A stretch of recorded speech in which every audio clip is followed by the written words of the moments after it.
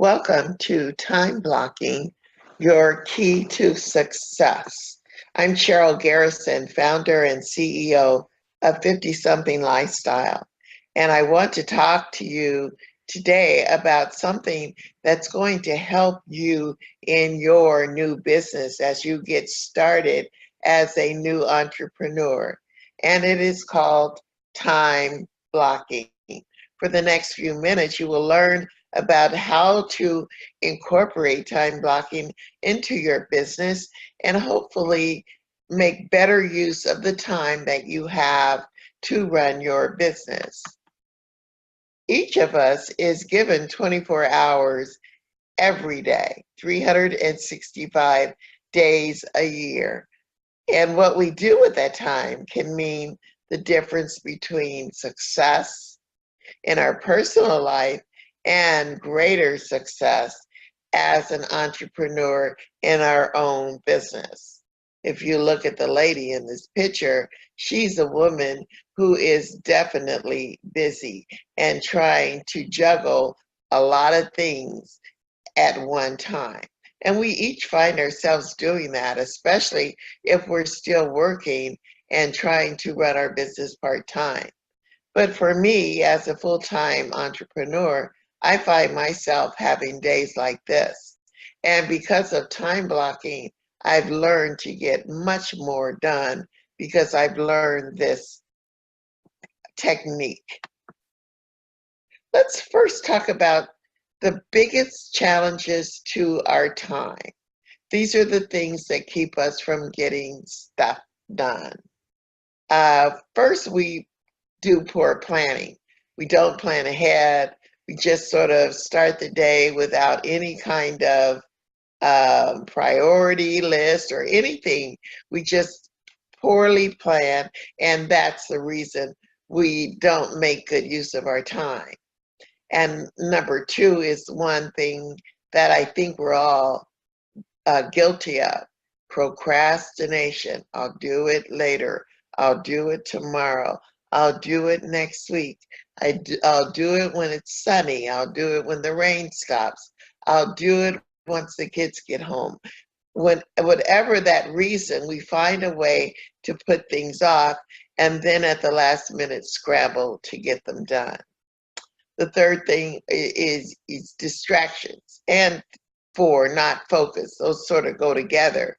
When we're distracted, we tend to take whatever things we've had scheduled for a day or a week or a month, and we don't get them done because every little shiny object that comes our way, we chase after it. A good example, especially for those of you who work from home.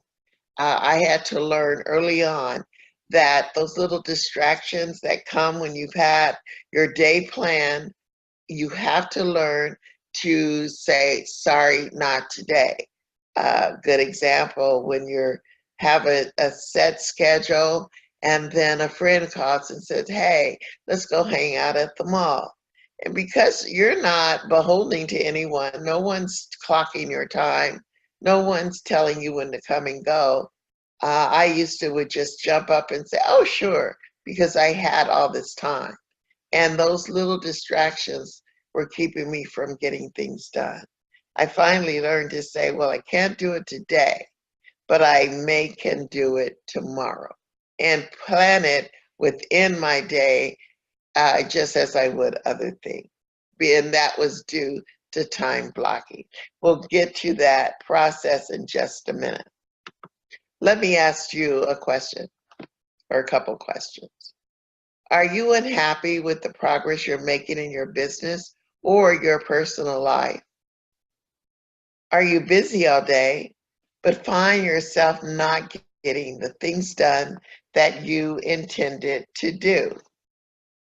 If you are, it's probably directly related to time management and your ability to get all the things done that you want to do in the time that you have to do them. Most of us don't do that. Most of us have so many things put in our day, and half of them don't get done. And that's because we've not learned one of the biggest benefits of time management, and that is time blocking. So today we're going to talk about the solution. The solution to bad time management is called time blocking. Now, time blocking is a type of scheduling that can help you manage your time by focusing on finishing big and small tasks one at a time. Now, what time blocking allows you to do is to sort of eliminate the to-do lists, and we'll talk about that in a minute, and actually block time based on specific tasks. And those tasks could be personal or they could be business related, but they're put into your schedule as a task which has a beginning and an end, and that allows you to get them done more so than calendaring a lunch date or a meeting with a client. You're actually also putting in those tasks within your schedule, and that is what time blocking allows you to do. So just think about it. No more to-do lists sitting around, items being checked off, and half of them going undone. Time blocking allows you to eliminate these to-dos and to actually get things done based on the task. Now, the to-do list does have a purpose in time blocking, but it is not the actual thing that you will use to get things done when you incorporate time blocking within your daily schedule. I know when I used to work from a list of tasks, this is how it would go.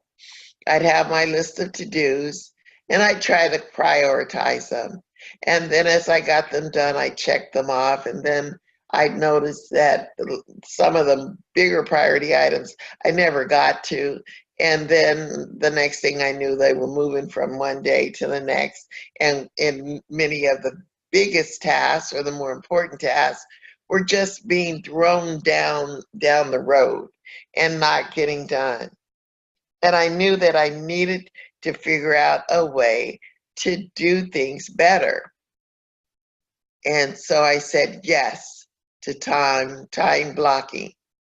And if you can look at this example, it sort of shows you how you're putting in your schedule based on the task that you need to perform, rather than putting the typical things that we put in our schedule.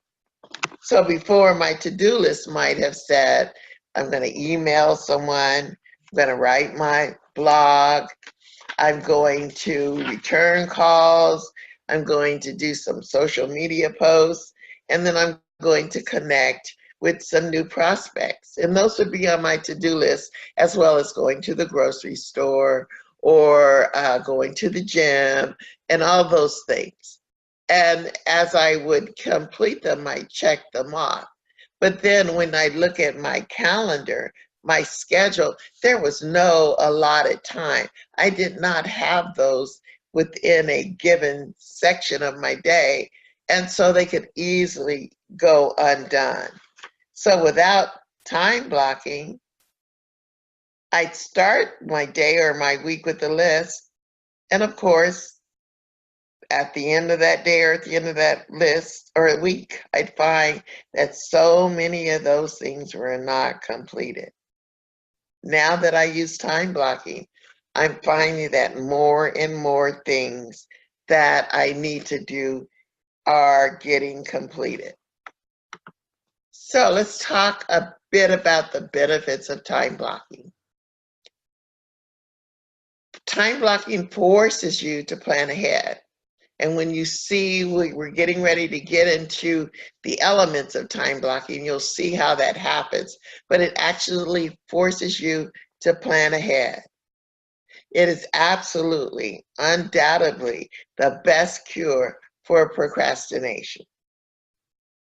And then you can see the actual amount of time you have in the day.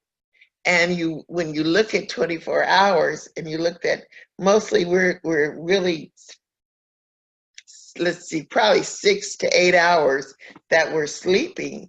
When you think about it, all those hours we have to actually get things done. So if we look at each of those hours and put things in our schedule based on what we actually need to do, you'll find that there's so much more time to get stuff done. Even those things that things that bring us pleasure, things that are more fun, and we find that our days become more balanced. And at the end of a week or at the end of a month, we'll see so much more done, and actually it will affect your bottom line because you are going to make more money.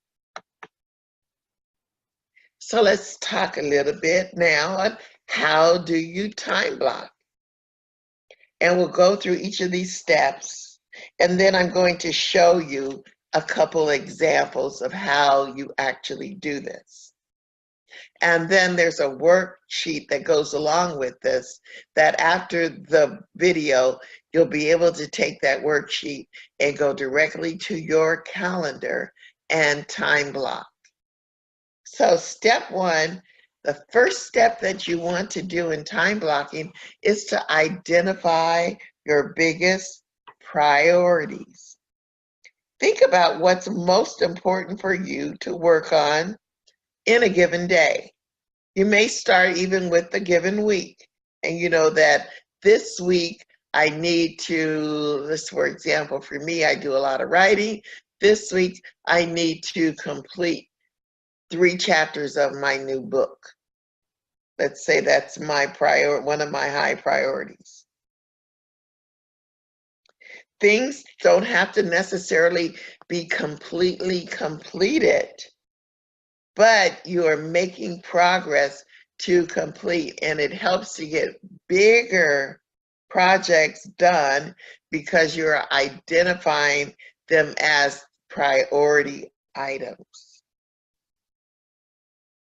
So think about those big priority things that you need to get done, and I recommend that you first of all look at your overall goals, break them down to what you want to accomplish within, let's say, a month, and then you break them down to what you want to accomplish within a week, and then you time block by day. Let me say that again. Look at your overall goals, and I'll use an example again of, let's say, writing a book. That's my goal. I want to write a book about business because that's what I do. I coach on business. So I want to get that book done, let's say, within a 3-month period. So I know that my big priority item is writing my book. So if I'm doing it within 3 months, I want to break down how many chapters I want to complete within that 3 months, how many per month, and then how many per week, and then how much of that I can do on a daily basis, so that each day I am making progress toward completing that book. Let's say you are going to launch your new business and you want to launch it within that 3-month period. What are the things that need to happen within those launches? And then you prioritize those and break them down to where you can get them into daily segments. So first, identify your biggest priorities.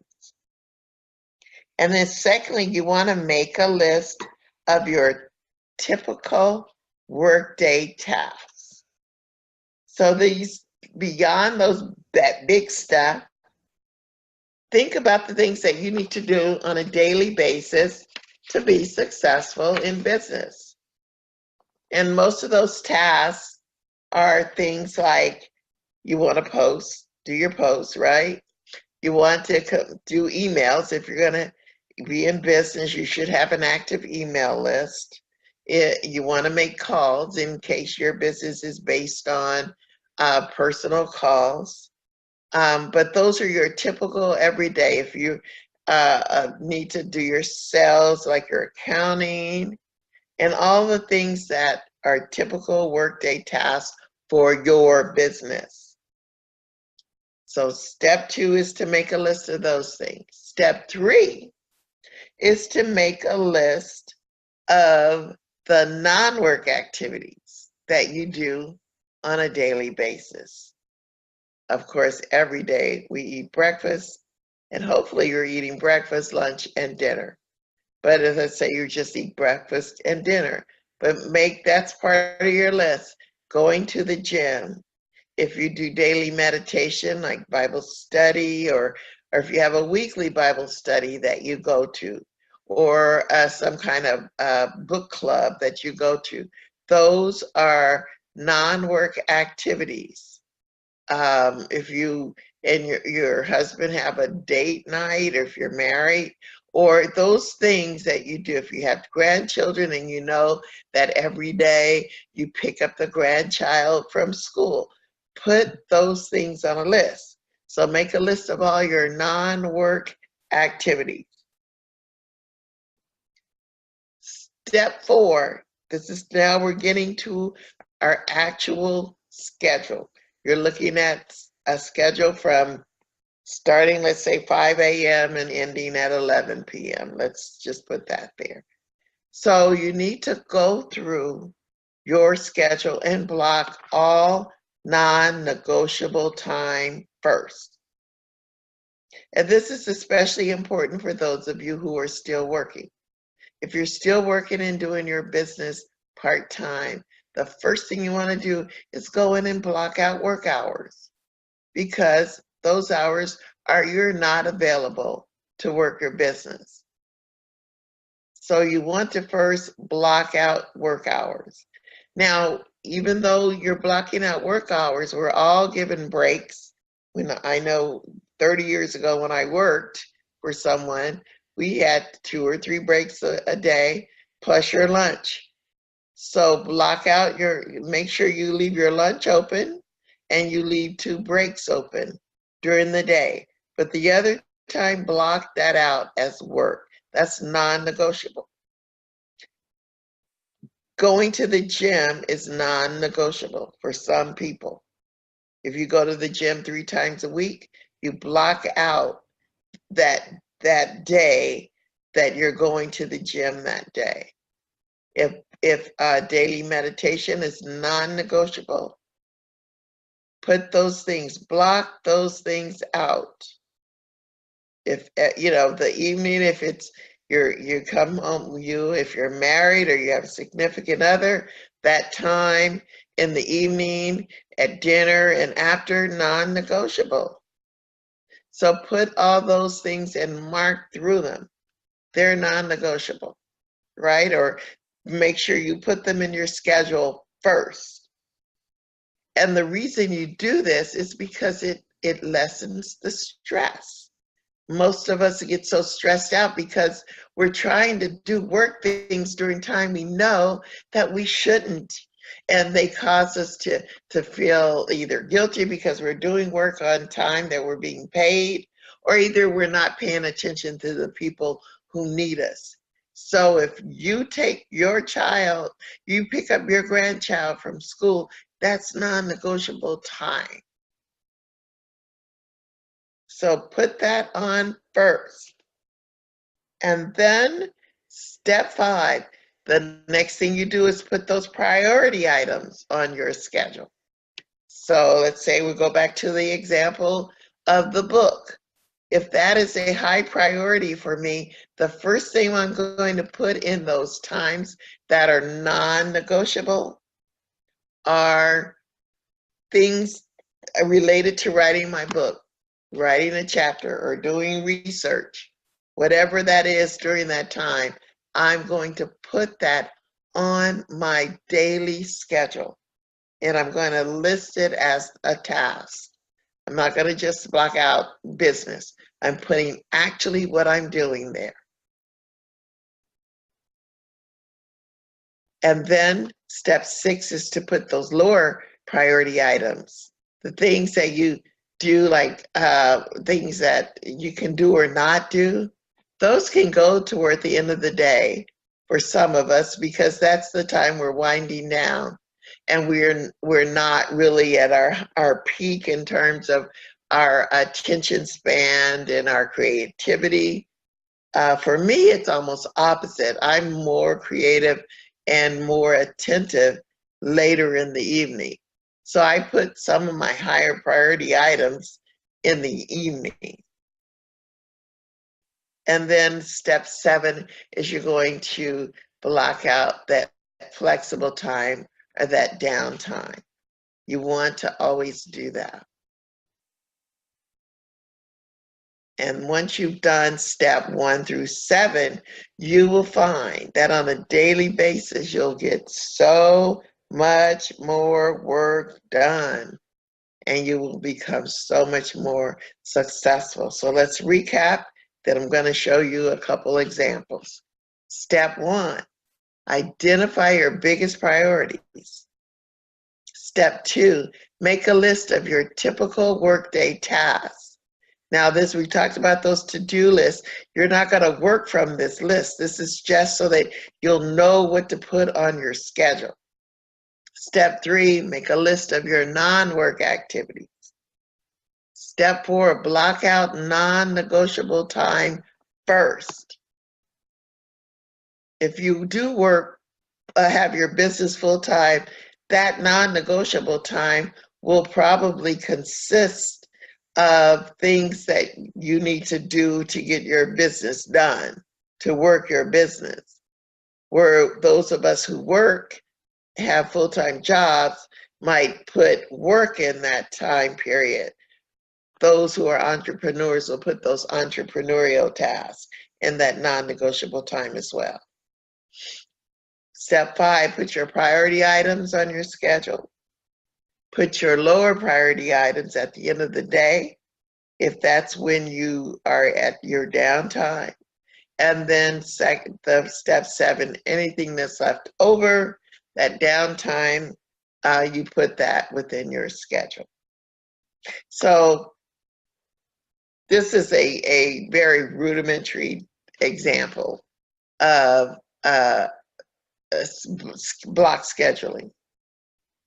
So let's say in this example, the research articles is from 9 till 11. You can see that time is blocked out.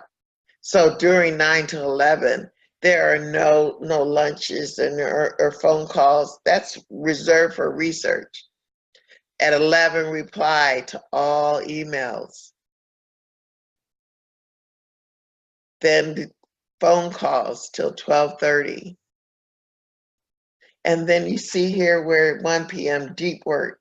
This is an entrepreneur, the hardest work at an efficient time. This person is more efficient from 12:30 to 2 o'clock. And then you can see that that lunch, that leisure time, is from 2 to 3. And then 3 to 5:30, writing articles. First they researched in the morning, now the writing starts in the evening. So this is a typical time block example. Now I'm going to show you a couple examples of time blocking. The first one is for an entrepreneur, and the second one is for someone who works full time. So let's look at the first. This person, of course, starts their day with daily meditation, non-negotiable. Gym, non-negotiable. And then from 7 to 11, these are tasks that are based on being an entrepreneur. At noon, lunch, and even during lunch, this entrepreneur is going to do some follow-up calls. From 1 to 2, coaching. And then there's a little time here that there's a break. So at between 3 and 3:20, this person is taking a break, and at about 3:20 doing their social media follow-up, and then writing a blog. Non-negotiable dinner, non-negotiable bedtime. It's a very aggressive schedule for a person who truly is ready to get their work done. The second one shows a person who's working. Even a person working full-time has time in the morning for meditation, going to the gym, preparing for the day, and those could be preparation for your business that you're running part-time, and doing some emails in the morning. So let's say this person works 9 to 5. So work from 9 to 11, non-negotiable. Lunch, work, and then there's a break between 3 and there's a 3:15 break where there's some social media follow-up, and then back to work until 5 o'clock. And then, of course, the evening is filled with business tasks. So as you can see, your time blocking will be different for everybody depending on what you do and if you're full-time or if you're part-time. But if you utilize the process, you'll find that you will get so much more done and your days will be so much more productive. Now, just as a reminder, there is an accompanying worksheet for you to use, and I want you to go into your own schedule and do time blocking for the next week. And as you get into it, you'll find that it becomes simpler and simpler to do.